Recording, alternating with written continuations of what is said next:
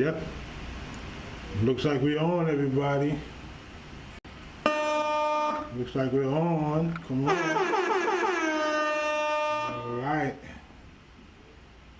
Checking out my peoples. We're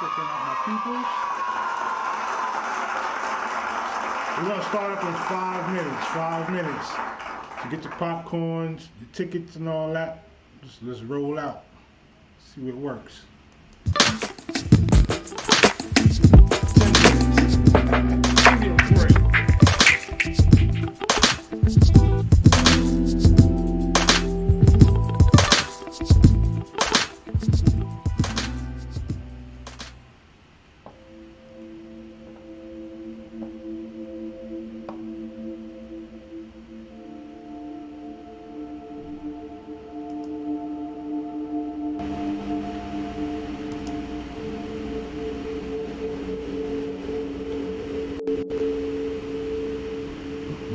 Just making sure everybody is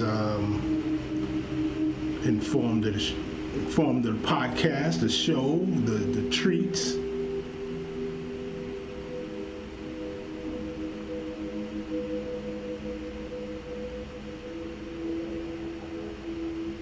Yeah.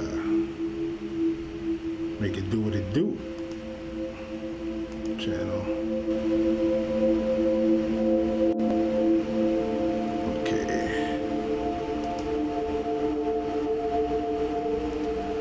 Welcome aboard. Oh, I put the wrong one up, I'm bugging. We'll close this down in a minute.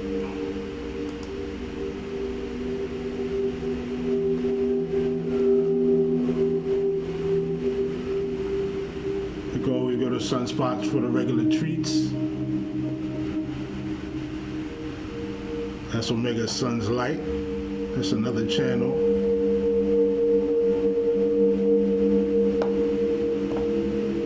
Free to type something in.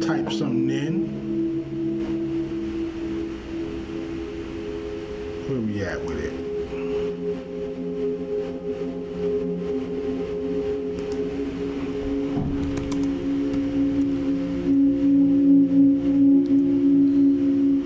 Salute to the beatbox peoples over there. Definitely doing their thing. Roxanne,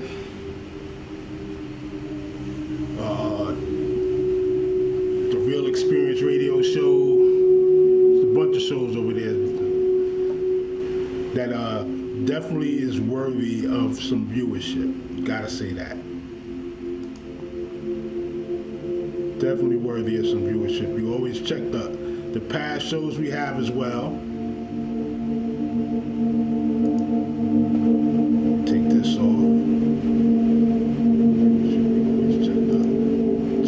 Shows we have as well.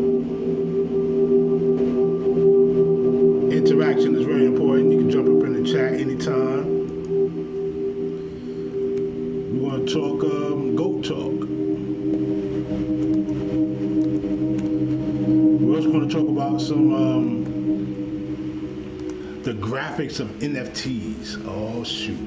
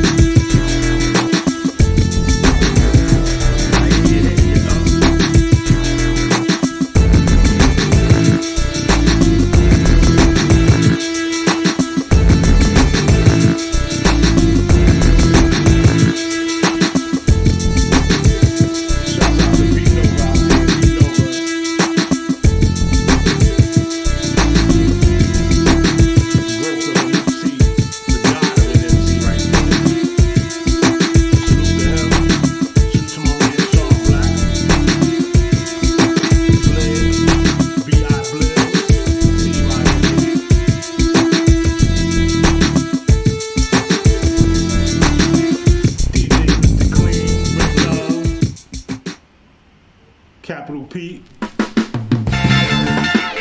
DJ Greenwood, Sony D,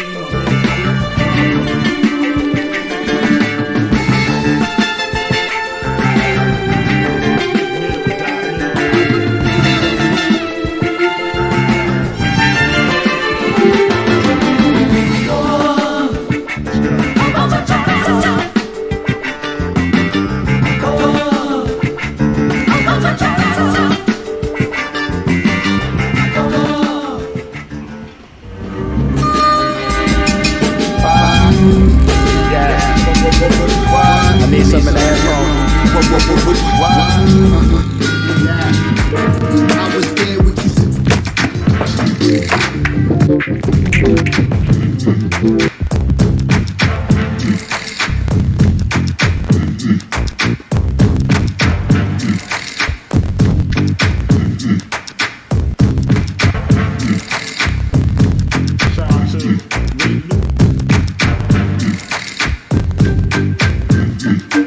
Foster Sin crew and the In Vain crew. Salute to them. Right. For the transition. I'm gonna shrink that down a little bit, you know what I'm saying, give it some more flavor. But definitely welcome wellness and oneness. You know, I am True Omega's son, or just Omega's son. The block, the corner store combos, everything available for you for your hip hop experience. It's been a while, and now we're at the end of 2021. It's been a roller coaster of a year. You know, you could have been anywhere in the world, but you're here with me right now, and I'm thankful for you, and I appreciate you, definitely. So far, all the technical thing is in order. You might get like one little, you know what I'm saying, frame, you know, skip up or whatever, but, you know, that's how it goes sometimes, especially in the big city. Today we're going to talk about GOAT talk, and I put up a nice tidbit, a little morsel for people to gravitate to, you know, because it was on my mind, and I'm a fan. I'm definitely a hip hop fan, and it was about who could go up against Jay-Z, who's on that GOAT talk. He's verified there as far as a lot of people are concerned. Maybe, you know, just the standalone GOAT, which is very interesting, because a couple of names that did come out was a Busta Rhymes, you know, was a Lil Wayne, you know, it wasn't LL. I'm the one that put up the LL one. Salute to me. Y'all finished? Y'all finished or y'all done? Yeah. So I should clap to that, yeah. I was bold enough to do that. I wanted to, listen, no one was talking about, well, I'm going to say no one was talking about GOAT.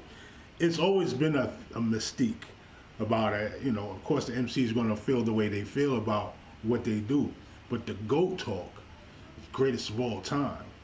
The hardest, the clearest, the smoothest ever spit it, you know. And we'll mention rarefied air like Rakim.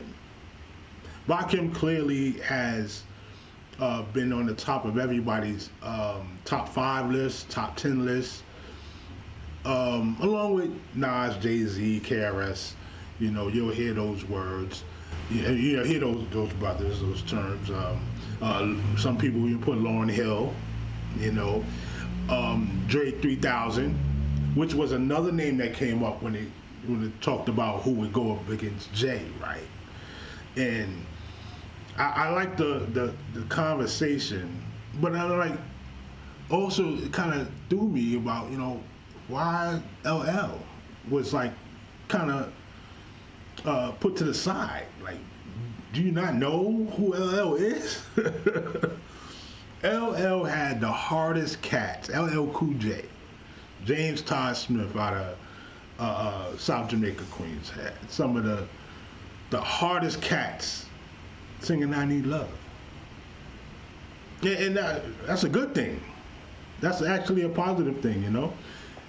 And that's not the only thing. It was Dear Yvette, you know.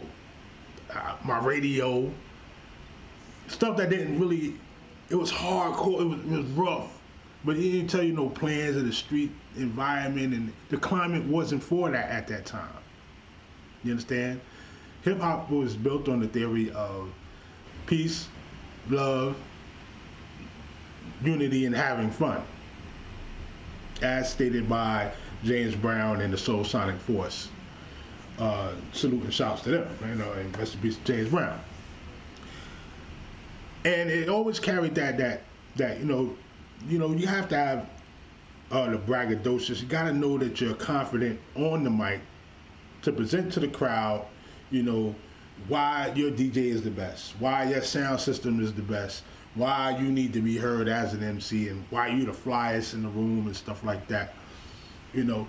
And we'd run from blocks away, knowing that some hip hop is coming on, maybe on the radio, amongst all the different alternative songs and soft rock and stuff like that, and you hear that one track.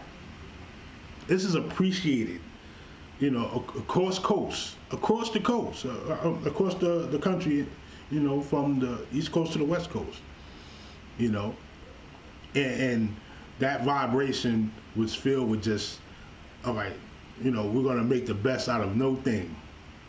You know, we're making the best out of some of the worst conditions, and just that minute of, you know, the couple of minutes of hearing a dope track, a dope song coming out, Christmas rapping. Around this time, you would hear Christmas rapping, Curtis Blow. Salute and give him his flowers now, right? Salute and give him flowers now to Curtis Blow. Come on.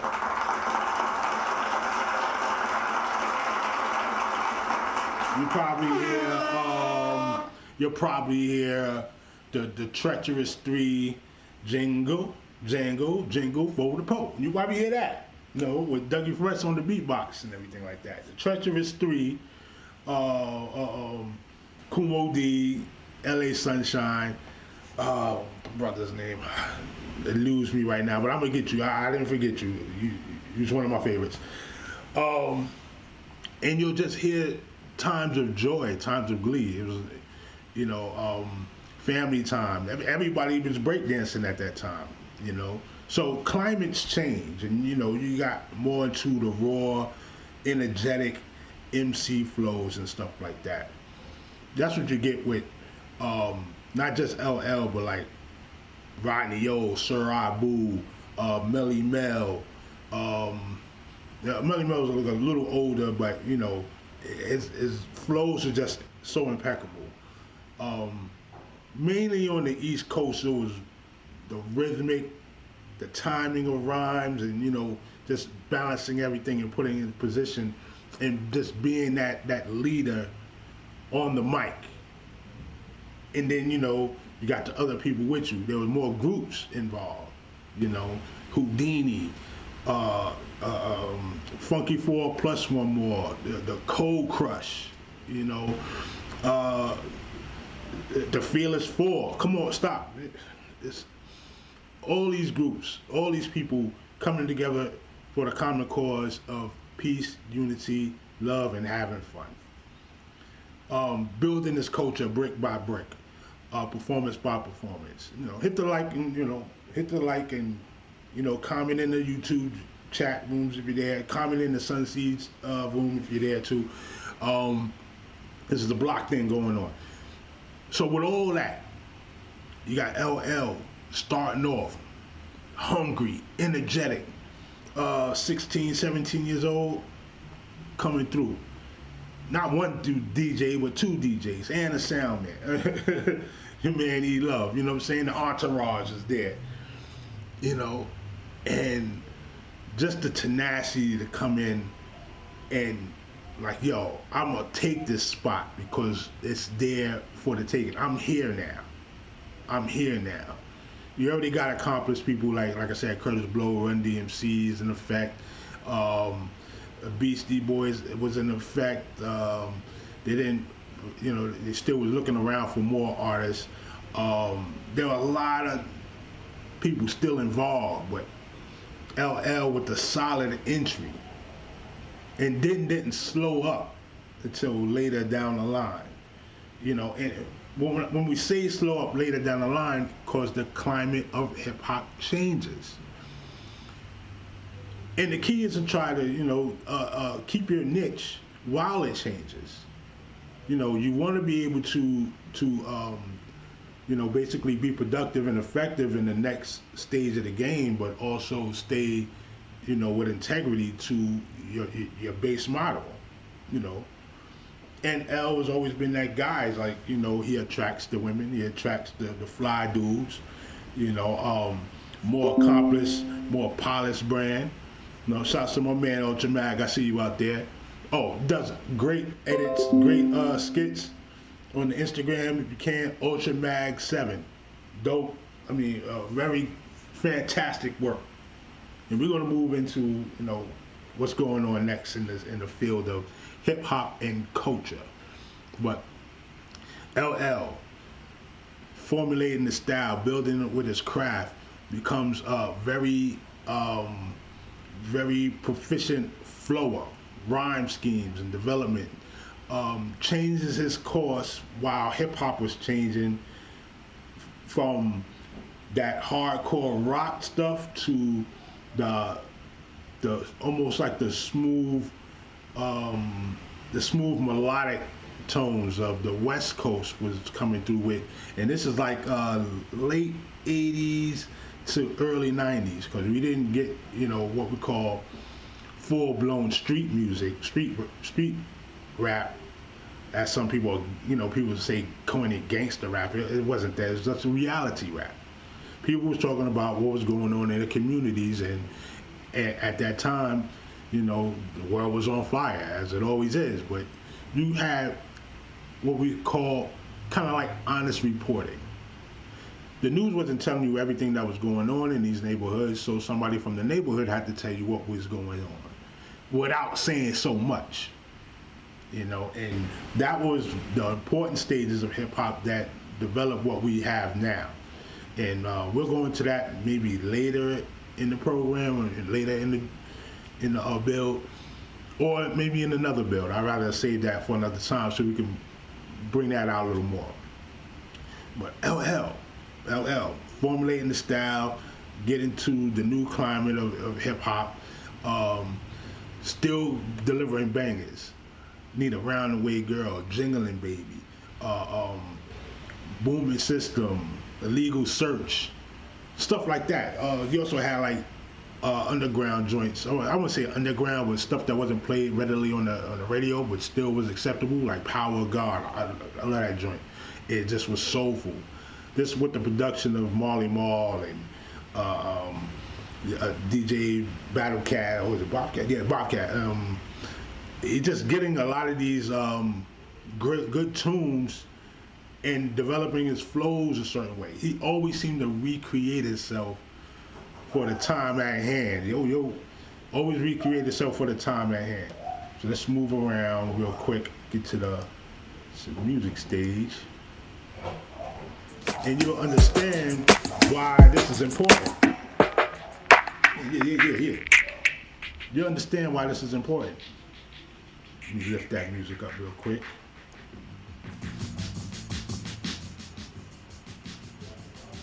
It's important to the bill because when he started to maneuver into the "This Is How I'm Coming" stage with pink cookies in a plastic bag and cereal, milk and cereal and all this other stuff. It was a more creative flow. It was bonded with the MCing at the time, which was more rugged and hardcore hip hop. More or less more forceful, but at the same time, he didn't break his stride in being an MC with colorful animation in his lyrics. You know what I'm saying? He didn't go too far away from things.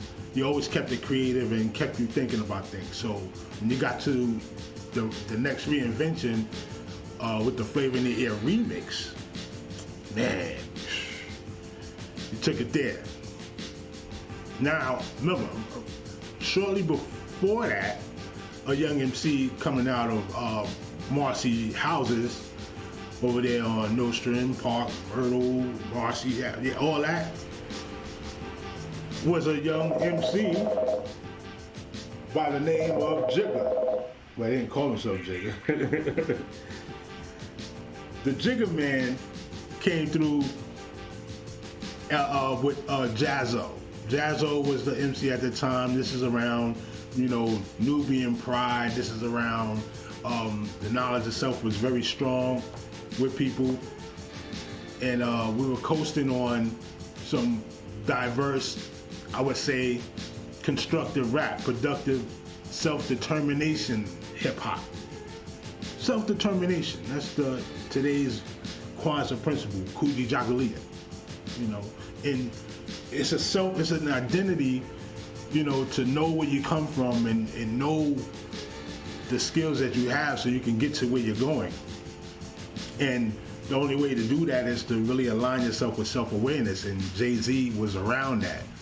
He could have easily stuck himself in what we would call conscious hip-hop. Easily.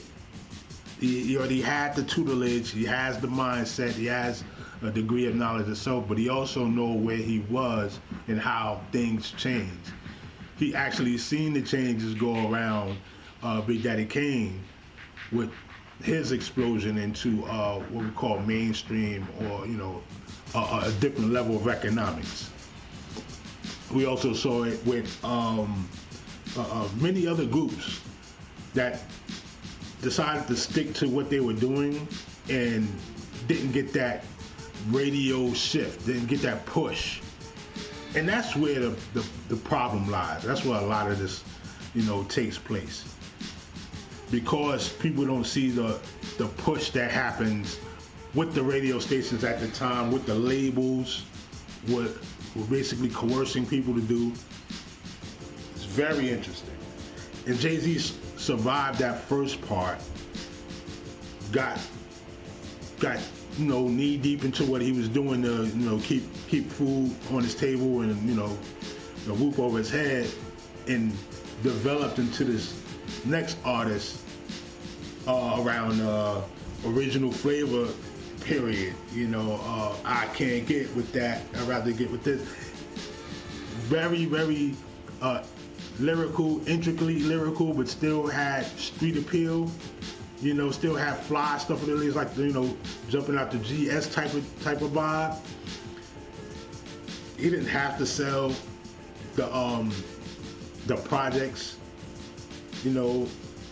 as he started venturing further. That's when he started selling where you're from a little bit more. But he was just focused on the lyrics and dipping in punchlines and stuff like that. That's what solidified the grouping behind Jay-Z, because he's able to give that to you, and you don't feel disappointed, you don't feel cheated. So fast forward a little bit more, he sees the climate shift. It's not about so much where you're from anymore, how hard you are. It's like, what have you done in these streets? So it didn't matter if you pop locking, break dancing, dancing like Kid and Play anymore. Salute to them. And Kid and Play has a real background, if you want to claim it real or whatever like that. He's not a sucker. You know what I'm saying? And there's a few artists like that. They didn't have to tell you that they're that rough, they're that rugged and real, this person like that.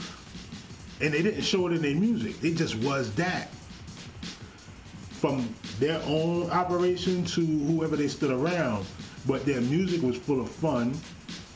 The music was full of, introspective and thought and stuff like that. There were a few artists. I would like to cover them too. I'm going to do that a whole nother day.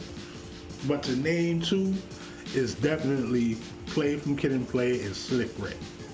They didn't have to tell you everything they was doing in the street or have done in the streets and stuff like that. But their artwork sold you. Mind you, we still talking about the GOAT. Hold on. Give me a minute. Well, give me 20 seconds to get my. There you go. Okay.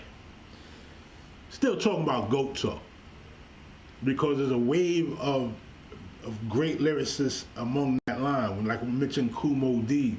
Kumo D brought the succession of wordplay from the time where Busy B was basically, held chief at that time. You know what I'm saying? Busy B could do no wrong. Salute to him, shouts to him, Harlem World and all that. But dang and dang dang, and the melodic tone shift from that to Kumo D, who was more intricate with the wordplay, and then him and L. I forgot how they basically got into the mix, but it was more like the old and the new thing, the old and the new, and it's always that too in some respects, because the changing of the guard always exists with that.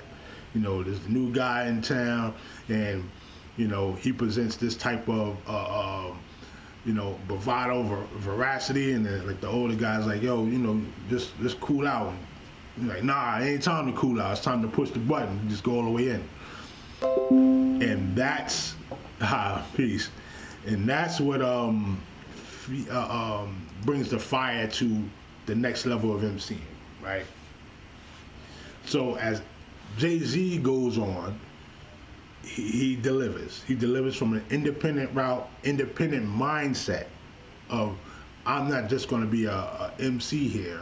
I'm going to be a force to be reckoned with, business-wise, as well as making moves on the entertainment stage, because he sees it's music, but there's also that word that follows music, business. And he plays the game with the cards he's dealt. He knows the high points, the low points. He knows who to talk to, when to talk to him, who to evade, and how to recreate himself as well, as you see him throughout the years. I would say the biggest thing for him is that he's more business astute and disciplined in that nature, and also the amount of money that was injected into things, he was able to capitalize on it, definitely to a very high level. And we wanted to see this type of growth with older artists. We'd have loved to see Rakim become a mogul of a hip hop label, but sometimes the music, if you're a creative person, is just so much built into you that it's hard to, juggle the two and transform and be like, today I'm the CEO, and this is the suit I wear, and then, bring out an album. Jay-Z is one of the most successful people doing that, as well as Master P, but you see that Master P is more business minded than he is creativity, not to, stun on him, but that's just his lane. His mind is in figures. His mind is like, I need to make other people grow as well, and that's very well. That's very good, and people play their lane. But I think that's what the contention is with people that want to pit LL against Jay-Z, or anybody against Jay-Z, is that his business nuance is also the driving factor of his stardom. He didn't really cut corners, and he did wow the crowd every chance he got. Jay-Z is amazing, and it's not like he'll sit down and let you do anything to him. Like I said, Jordan style, that rarefied air. I'm on this high level of competition, and I'm not just gonna let you make me look any old way. I'm gonna deliver. And don't challenge him to a bet at all. Don't challenge to a bet or a contest. Hit the like, share, subscribe right now. And he's rarefied air. I definitely agree. But I think people forget, or I wouldn't say they're not easily reminded of what happened a decade earlier to include somebody like an LL. but they are brave enough to include somebody like a Wayne, Lil Wayne, Tunchi. Um, he has hits. He has some solid hits, you know, and he's a solidified entity in hip hop, especially with Southern rap, Southern hip hop, and you know his reach on new generation on the new generation is not can't be denied. It's already marked in there pretty well. That's why people are quicker to say um, Wayne versus Jay Z than they were LL versus Jay Z, and that's the part right there. That's the rub. You know what I'm saying? So when we get into these conversations and we talk about GOAT talk, we have to talk about the whole body of work, not um, the business side of things. The business side of things, you know, that's like another conversation all its own. You know, but I don't see how. Okay, if that's the case, you can also have Drake. Yeah, GOAT talk. Drake is in there. He more from the work he did when he first came in to what he has up to now. Easy GOAT talk. But maybe you don't agree with it because you don't agree with his music, fashion, or the way he delivers this, in the style and stuff like that. But that's definitely somebody that can go up against Jay. If you could put Wayne there, you could put Drake there. Is what I'm saying. Another name that goes out to is not mentioned too much is Busta, and I'm like, wow. Okay, I get it. People think that Busta didn't have any classic albums except the last one, and the last one is a part two of the first one. So I don't deal with that. I don't deal with that. With Busta, he stays to his core audience. He's progressively thinking when he into these stages of creativity. When he puts a project out, is very creative. It may not touch you right now, but maybe 2 years down the road, you know, you're like, oh wow, that was a joint right there. And I don't know if he does it purposely, but he's definitely like forward thinking. His flows are phenomenal. Flows are phenomenal, and he grasps what being an MC is about from beginning to end, freestyle to song development to performance.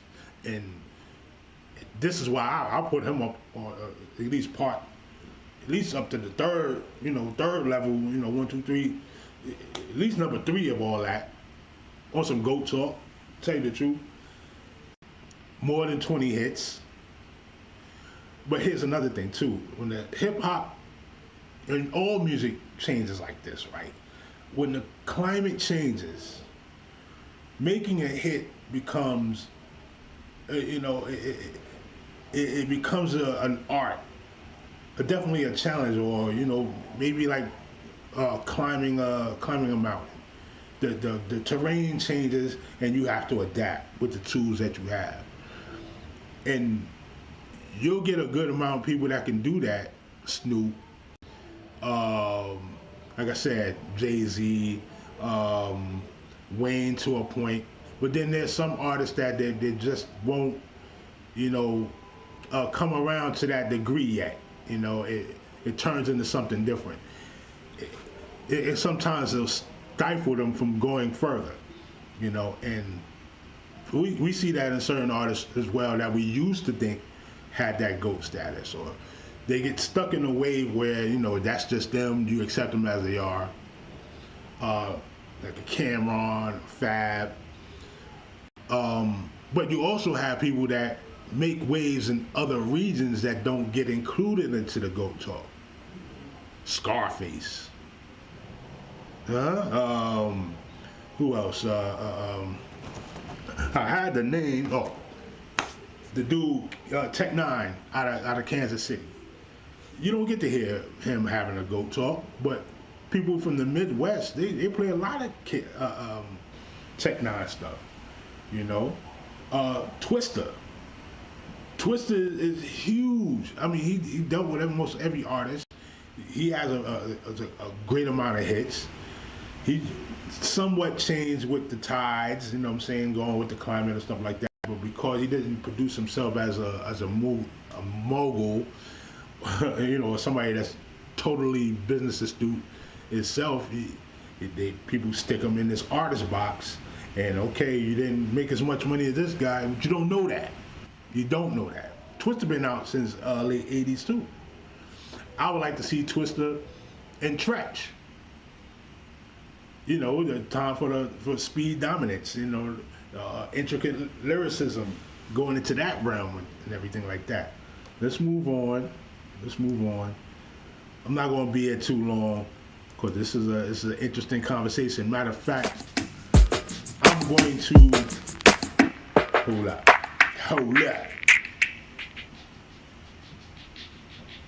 What I'm going to do is add on more people, make sure they get the message early on. Do this Wednesday. We're going to do G.O.A.T Talk 2. G.O.A.T Talk 2, because I also know that, you know, it's time of the year. Things are slowing down. Vibe out with your families. Make sure all your loved ones are safe and secure on a wellness check. And, you know, it could be hard, you know, and actually, you know, I dedicate this show to a good friend and family member, you know, walking with the ancestors, you know, peace and love, ramen, you know, and that's how we deliver right there. You know what I'm saying? Peace and love, having fun. Don't forget this thing of ours, go on deep. Nas is another MC that you definitely got to put into that G.O.A.T talk. I know you know that already. Ghostface, Dre 3000. Understand, climate, body of work, lyricism, the I would say the cadence, of course, the cadence. You know how a person delivers the verse, and you know, and the tone is everything too. Flow, delivery, be able to stay with the beat.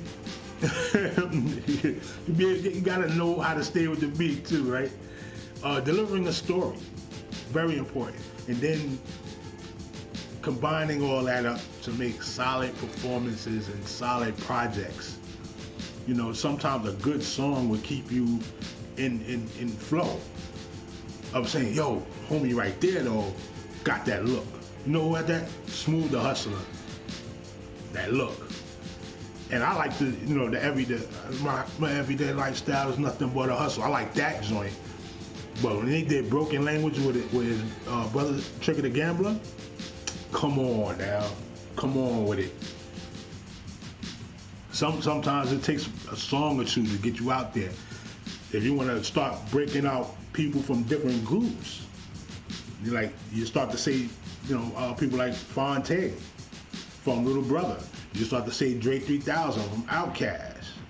You start to say Sticky Fingers from Onyx. And you know, like I said, Tretch from Naughty by Nature. Even though he's the lead MC, Black Thought from The Roots. You start to pick out certain MCs and artists for their wave and for, you know, what they bring to the table as far as lyricism. You know, and then you have your personal favorites. You know, I like Beanie Siegel. I think he got 20 joints. I would love to see Beans versus Nah, I ain't gonna do that. I ain't gonna do that. That's crazy. I ain't gonna do that. But yeah, there's very solid. Wait. Somebody said something. Oh yeah, I know. Yeah. Beans versus yeah. It may have to happen. T.I. versus Beans. T.I. versus Beans for me.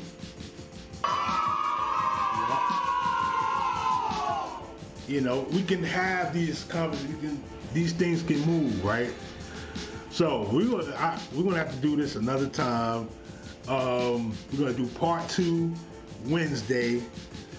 with your mans, with your homie. Wait to the transition. I gotta switch the transition scene now. I think it's a little too long for me. We're gonna do part 2 with your guy, with your homie. Alright? True Omega Son of the block. Eat, drink, and be merry. Everybody, be safe out here. Make sure you communicate with your loved ones. Thank you for coming through for this short show. And we're gonna do part 2 on Wednesday. I like to say, wellness, oneness. Salute. And we out.